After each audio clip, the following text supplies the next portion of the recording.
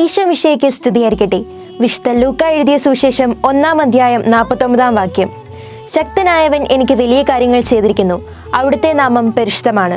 പ്രിയമുള്ളവരെ, 8 നോയമ്പിന്റെ ഈ 6-ാം ദിനത്തിൽ നമുക്ക് എല്ലാ വൈദികരെയും സന്യസ്തരെയും പരിശുദ്ധ അമ്മയിലൂടെ ഈശോയുടെ കരങ്ങളിലേക്ക് കൊടുക്കാം.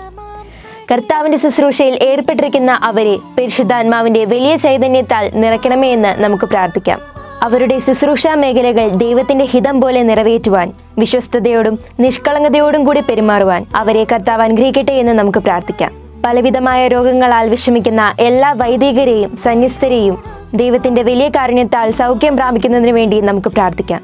അതോടൊപ്പം സഭയുടെ വളർച്ചയ്ക്കായി അനേകം ദൈവവിളികൾ ഉണ്ടാകുന്നതിനു വേണ്ടി നമുക്ക് ഈശോയോട് പ്രാർത്ഥിക്കാം. ഇന്നേ ദിവസം പ്രത്യേകമായി നമ്മുടെ ഇടവകയെ നയിക്കുന്ന വികാരി അച്ഛനെയും സന്യസ്തരെയും ഓർത്ത് നമുക്ക് പ്രാർത്ഥിക്കാം. ഞങ്ങളുടെ ദൈവമായ കർത്താവെ, പരിശുദ്ധ കന്യകാമറിയത്തിന്റെ പിറവി തിരുനാൾ അനുസ്മരിക്കുന്ന ഞങ്ങളെ അങ്ങയുടെ സ്വഭാവത്തിനൊത്ത വിധം കടാക്ഷിക്കുകയും ഞങ്ങളോട് കരുണ കാണിക്കുകയും ചെയ്യണമേ.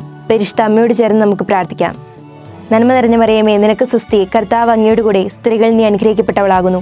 നിന്റെ ഉദരഫലമായ ഈശോ അനുഗ്രഹിക്കപ്പെട്ടവനാകുന്നു. പരിശുദ്ധ മറിയമേ, തമ്പുരാന്റെ അമ്മേ, പാപികളായ ഞങ്ങൾക്ക് വേണ്ടി ഇപ്പോഴും എപ്പോഴും ഞങ്ങളുടെ മരണസമയത്തും തമ്പുരാനോട് അപേക്ഷിച്ചു കൊള്ളണമേ. ആമേൻ.